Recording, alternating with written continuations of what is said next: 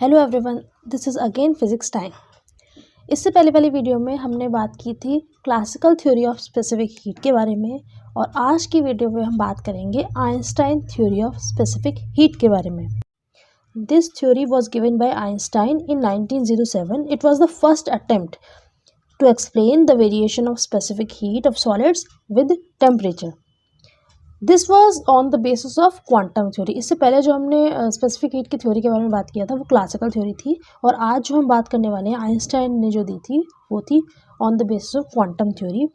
Now what were the postulates and what is the theory, let's talk about that. According to quantum theory,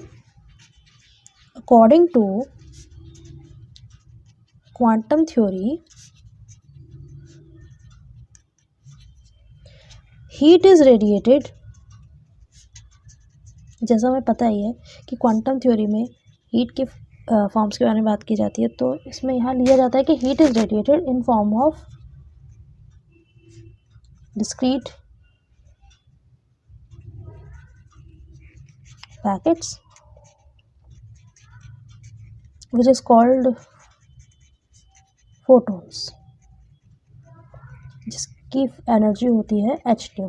each photon has an energy h²। Although this is very basic information, लेकिन यहाँ मैंने mention कर दिया। अब आते हैं postulates पे। Each solid, यहाँ पे एवरी सॉलिड भी लिख सकते हो, is constitutes of atom.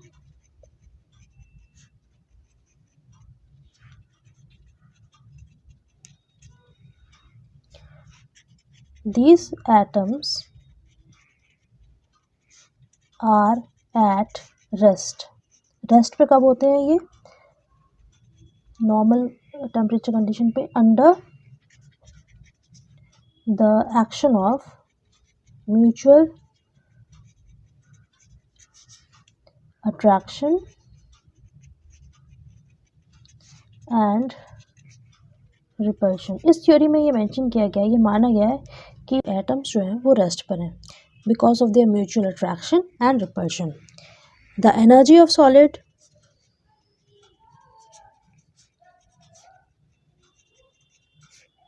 In this state, rest state, is zero. जब एटम्स ही रेस्ट पर है तो उनकी एनर्जी ज़ीरो हुई। अब अगर हम उसे हीट करेंगे, when the solid is heated, जब हम उसे हीट करेंगे तो एटम्स भी वाइब्रेट होंगे। It means atoms are set in simple harmonic motion, vibration about their mean position।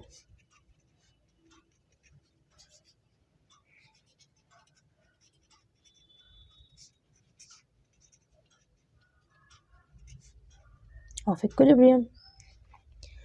The frequency related with this simple harmonic motion, frequency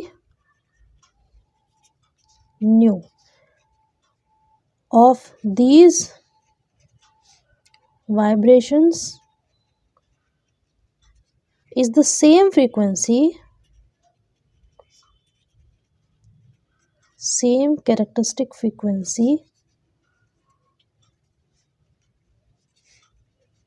of the particular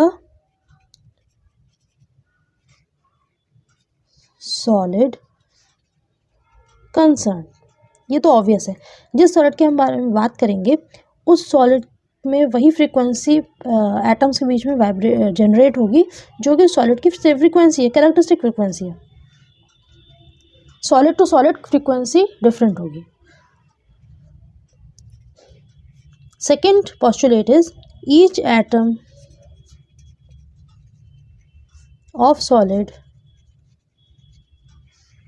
has 3 degree of freedom, जैसे mono atomic gas में होती है, like a molecule of mono atomic gas. Now we'll talk about third postulate. Now the third postulate is the average energy पर degree of freedom is not KT। KT थी हमारी first classical theory of specific heat में energy, लेकिन जब हम Einstein theory के बारे में बात करेंगे तो उस केस में एवरेज एनर्जी पर डिग्री ऑफ फ्रीडम KT नहीं होगी। This KT is given bye equipartition law.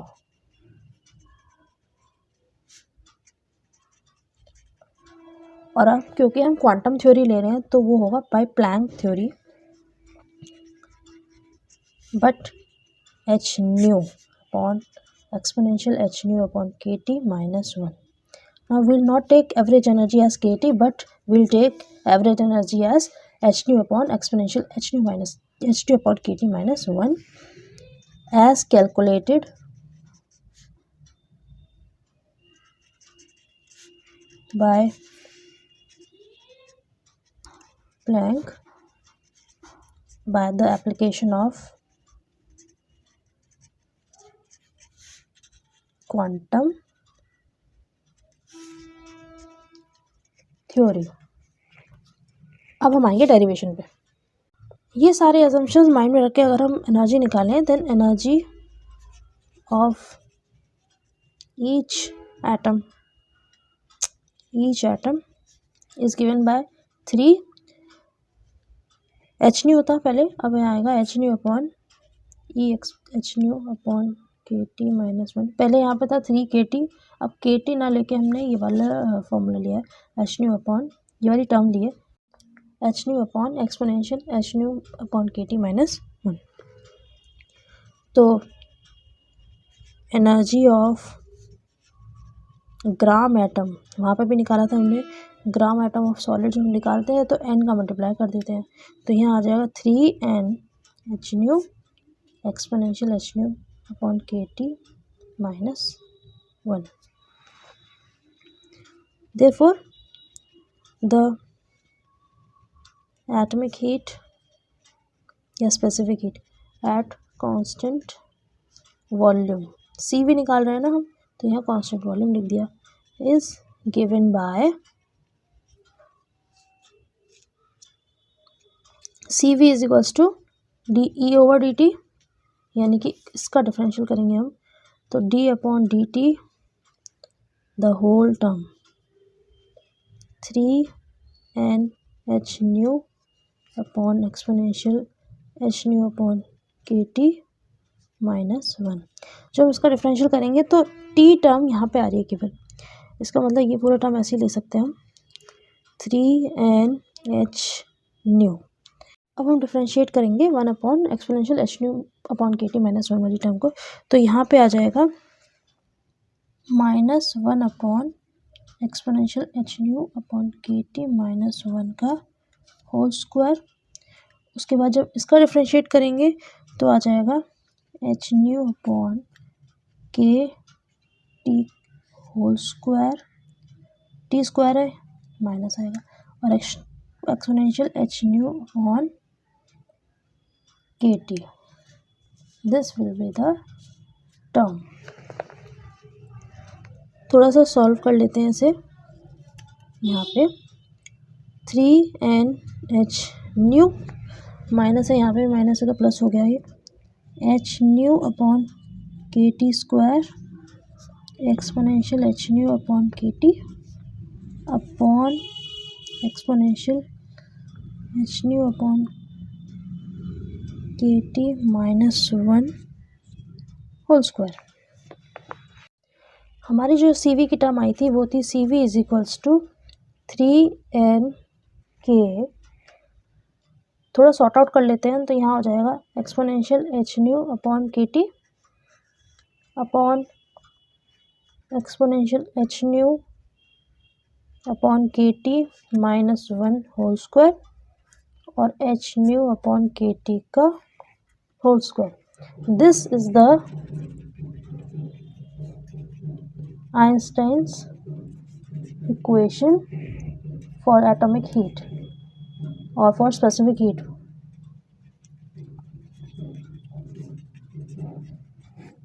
Of solid at constant volume. अब हम इस इक्वेशन में लगा के देखेंगे कि हायर टेम्परेचर पे इक्वेशन कैसे वेरी करेगी, यानी कि हमारी स्पेसिफिक हीट कैसे वेरी करेगी, और लोअर टेम्परेचर पर हमारी स्पेसिफिक हीट कैसे वेरी करेगी, और उसके बाद हम इसका कंपेयर करेंगे हमारी ग्राफ से। अगर हम अपनी एक्सपेरिमेंटल ऑब्जर्वेशन को देखें तो एक्सपेरिमेंटली हमें ये ग्राफ मिला था which is between specific heat and temperature, और इसमें हमें दो बातें पता चली थी कि हायर टेम्परेचर पे at higher temperature CV becomes equals to 3R, CV almost constant हो जाती है. This is according to classical theory as given by Dulong and Pettit law.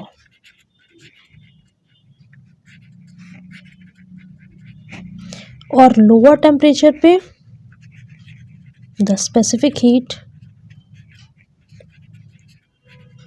Decreases to 0 with decrease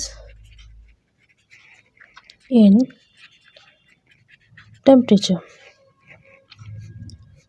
at absolute 0. ये दो observations हमें इस graph से मिल रहे हैं, और जो थर्ड ऑब्जर्वेशन हमें पता चल रहा है वो हम ये कह सकते हैं कि all the curves are having the same form. The curves have the same form for all the substances. चाहे वो कोई भी सब्सटेंस हो, डायमंड ले लो या फिर एल्युमिनियम या सिल्वर, सभी सब्सटेंसेस के लिए कर्व की एक ही फॉर्म आ रही है, दैट इज एक्सपोनेंशियल. ये 3 पॉइंट्स हमने डिराइव किए हैं यूजिंग दिस एक्सपेरिमेंटल ग्राफ. अब हम यहाँ पे ये देखेंगे कि जो हमने आइंस्टाइन थ्योरी में CV की वैल्यू निकाली है 3nk exponential hν upon kT upon exponential hν upon kT minus 1 का whole square hν upon kT का होल स्क्वायर, ये जो CV की वैल्यू हमने निकाली थी उसमें हायर टेम्परेचर और लोअर टेम्परेचर पे क्या वेरिएशन आता है, और क्या वो वेरिएशन सेम है. हमारे पास जो CV की वैल्यू आई है वो है CV is equals to 3nk hν upon kT whole square exponential hν upon kT upon exponential hν upon kT minus 1 का whole square. Now let hν upon k is equals to theta. This is the Einstein temperature. And its dimension will be obviously temperature की dimension होगी.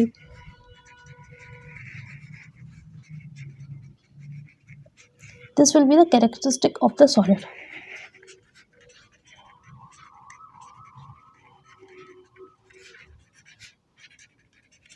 Solid concerned. जिस solid के भी बारे में बात करेंगे उसी सॉलिड का ही कैरेक्टरिस्टिक होगा ये temperature, Einstein temperature. Now will substitute this. CV is equals to, यहाँ पे hν अपॉन kT की जगह हम थीटा रख देंगे, तो nk theta upon t whole square hν theta upon t, यहाँ exponential theta upon t minus 1 का होल स्क्वायर. ये थोड़ी शॉर्टेड सी लग रही है. अब हम निकालेंगे at higher temperature and at lower temperature. सबसे पहले हम बात करते हैं एट हायर टेम्परेचर की. At higher temperature, higher temperature means T very very large. तो when T will be very very larger than theta, इस केस में क्या होगा, थीटा अपॉन T जो यहाँ पे हमें वेरिएबल मिल रहा है, theta upon T will be very very less than 1. जब थीटा अपॉन T की वैल्यू बहुत कम हो गई है 1 से, तो exponential theta upon T will be almost equals to 1 upon theta upon T. इस वैल्यू को हमें यहाँ प्लेस करना है, और एक्सपोनेंशियल थीटा अपॉन T को हम नियरली इक्वल टू 1 भी लिख सकते हैं यहाँ पे, क्योंकि ऑलमोस्ट थीटा अपॉन T की वैल्यू 1 से कम आ रही है, तो इसको हम नेग्लेक्ट करके 1 लिख सकते हैं. लेकिन ये 1 की वैल्यू हमें कहाँ प्लेस करनी है, न्यूमरेटर में, और 1 प्लस थीटा अपॉन टी हमें यहाँ प्लेस करना है एक्सपोनेंशियल थीटा अपॉन टी की जगह, यानी कि यहाँ पर डिनोमिनेटर में। जब हम ये दोनों वैल्यूज़ प्लेस कर देंगे तो हमारी वैल्यू हो जाएगी C V is equals to 3nk theta upon T whole square, exponential theta upon T की जगह आ जाएगा ऑलमोस्ट 1 और नीचे आ जाएगा 1 plus theta upon T minus 1 whole square. इसको हम सॉल्यूशन निकाल देंगे, सॉल्व कर देंगे तो थीटा अपॉन टी का होल स्क्वायर, यहाँ आ जाएगा 1 अपॉन थीटा अपॉन टी का होल स्क्वायर। ये दोनों कैंसिल हो जाएंगे, it will be 3nk which is given as Dulong and Petit's law. यहाँ लिख देते हैं हम in agreement with Dulong and Petit's law. इसका मतलब हायर टेम्परेचर पे तो आइंस्टाइन थ्योरी भी वही वैल्यू दे रही है जो क्लासिकल थ्योरी में हमें मिला था। अब हम देखते हैं लो टेम्परेचर हमारी वैल्यूज़ क्या आती है। अब आते हैं हम लो टेम्परेचर्स पे। At low temperatures, low temperature का मतलब होगा T very very less than theta. इसका मतलब theta upon T will be very very larger than 1। इस केस में C V is equals to, हमें क्या दिया हुआ है 3nk थीटा अपॉन टी का whole square, exponential theta upon T और exponential theta upon T minus 1 का होल स्क्वायर। अब हमें कंडीशन प्लेस करनी है according to at low temperatures.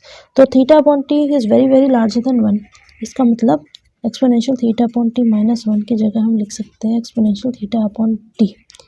कि lower temperatures means theta upon T की वैल्यू बहुत ज़्यादा है 1 से, बहुत ज़्यादा mean it tends to infinity. जब इसकी वैल्यू इतनी ज़्यादा हो जाएगी तो 1 को हम इग्नोर कर सकते हैं, एक्सपोनेंशियल थीटा अपॉन टी लिख सकते हैं।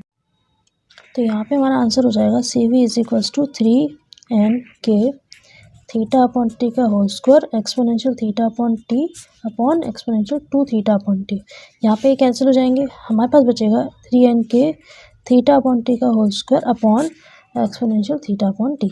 यहाँ पर हम एक्सपोनेंशियल थीटा अपॉन टी को एक्सपेंड कर देंगे, तो C V is equals to 3nk theta upon T का whole square divided by 1 plus theta upon T plus 1 upon 2 factorial theta upon T का whole square plus 1 upon 3 factorial theta upon T का whole cube plus many more terms.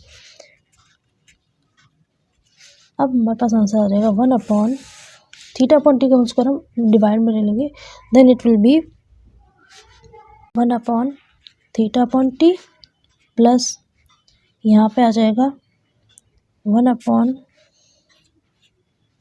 Theta upon T, third term में आ जाएगा 1 upon 2 factorial क्योंकि यहाँ पे theta upon T का whole square cancel हो जाएगा, प्लस यहाँ पे आ जाएगा 1 upon 3 factorial theta upon T plus 1 upon 4 factorial and many more terms will be there. अब यहाँ पे हम थोड़ा सा सॉल्व करेंगे इसे। थीटा अपॉन टी की वैल्यू हमें पता है it will be greater than 1, बहुत ज़्यादा इसकी वैल्यू थी, it was tending to infinity. तो यहाँ पे इन्फिनिटी हो जाएगा तो 1 अपॉन इन्फिनिटी विल बी 0, तो first term will be equivalent to 0 and second term will also be equivalent to 0। यहाँ पर थीटा अपॉन टी यानी कि it is very very larger than 1, यहाँ पे इसकी वैल्यू आएगी ऑलमोस्ट इन्फिनिटी के अकॉर्डिंग और यहाँ पे भी ऑलमोस्ट इन्फिनिटी। इसका मतलब 1 अपॉन इन्फिनिटी विल बी 0। तो यहाँ पर हम कह सकते हैं कि सी वी की value will be equivalent to 0 at as temperature T tends to 0। जैसे जैसे टेम्परेचर की वैल्यू 0 हो रही है वैसे वैसे सी वी की वैल्यू भी 0 की तरफ जा रही है। As theta upon T that is h nu upon k T is infinity. इसका मतलब हम ये कह सकते हैं कि आइंस्टाइन थ्योरी के अकॉर्डिंग जो हमने यहाँ पर डेरिवेशन की है, हायर टेम्परेचर पे सी वी की वैल्यू ड्यूलॉन्ग एंड पैटिट्स लॉ के अकॉर्डिंग 3R ही हो जाती है और लोअर टेम्परेचर पे जैसे जैसे टेम्परेचर 0 होता है वैसे वैसे सी वी की वैल्यू भी 0 हो जाती है, जैसे कि हमें ग्राफ्स में भी मिला था, एक्सपेरिमेंटल कर्व्स में भी मिला था। अब हम बात करेंगे लिमिटेशंस के बारे में। सबसे पहले लिमिटेशन है कि Einstein gives a qualitative approach, or we can say agreement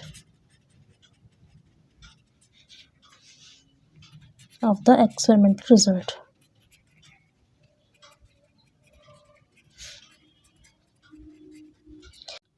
यहाँ पे क्वालिटेटिव एग्रीमेंट का मतलब ये है कि हमारी कर्व्स जो आ रही थी वो सेम थी as given by the experimental variations. यहाँ पे आइंस्टाइन थ्योरी में भी वही कर्व्स आई थी जैसे कि हमारी एक्सपेरिमेंटल वेरिएशंस में आई थी, उनका फॉर्म सेम था, लेकिन there was no quantitative agreement. It means between specific heat curves and theory. इसका मतलब जो एक्चुअल कर्व्स थे उसकी वैल्यूज़ और थ्योरी में जब अगर हम वैल्यू प्लेस करेंगे उसकी वैल्यूज़ वो अलग अलग आ रही थी, उसकी कोई क्वांटिटेटिव एग्रीमेंट नहीं था। यहाँ पे इसका मतलब ये है कि मेंशन कर देती हूँ मैं कि CV of some solids, for example aluminium, copper, iron,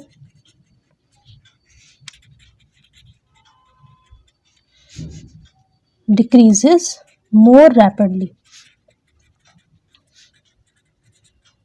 अगर हम इन दोनों के इन एलिमेंट्स के कर्व्स के बारे में बात करें तो इन एलिमेंट्स के कर्व्स में CV की वैल्यू ज़्यादा तेज़ी से गिरती है, decreases more rapidly than predicted by this theory। It fails, कहाँ फेल हुई थी? एट वेरी लो टेम्परेचर्स, बहुत कम टेम्परेचर्स पे ये फेल हो रही थी। वेरी लो टेम्परेचर्स पे CV was found nearly about proportional to TQ, जो कि हमारी इक्वेशन में कहीं शो नहीं हुआ था। आइंस्टाइन थ्योरी में कहीं शो नहीं हुआ कि CV TQ के इक्विवेलेंट है। लो टेम्परेचर्स पे TQ के इक्विवेलेंट आई थी। Now the second limitation is value of Einstein frequency.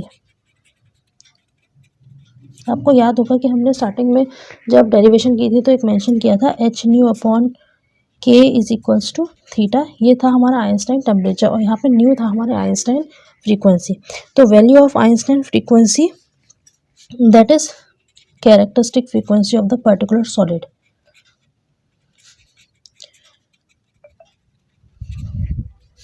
New ये भी कह सकते हैं इसे। वॉज आर्बिट्ररी,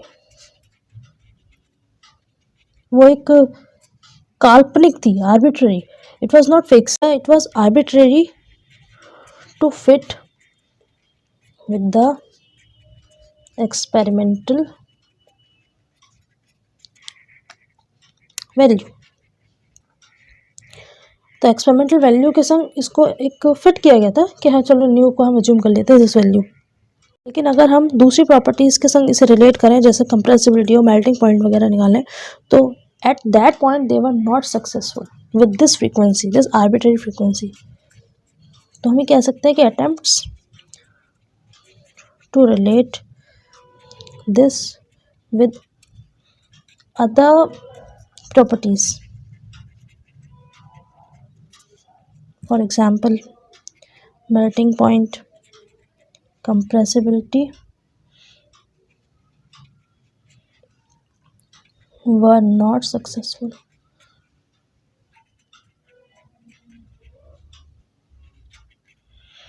तो यहाँ पे हमने देखा कि न्यू और थीटा जो कि आइंस्टाइन फ्रीक्वेंसी है और आइंस्टाइन टेम्परेचर है, they were chosen arbitrarily to fix with the experimental value, that's why they have no justification.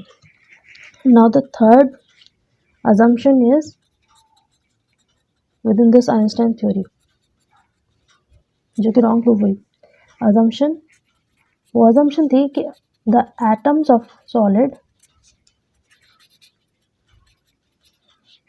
vibrate independently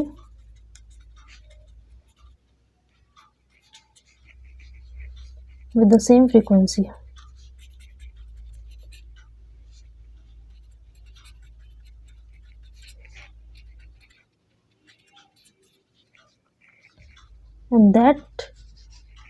And this assumption is unable to explain the actual facts. अब इन सारी limitations को remove करने के लिए एक नई theory I that was given by Davis in 1912. These all assumptions or limitations, I must say, limitations were removed by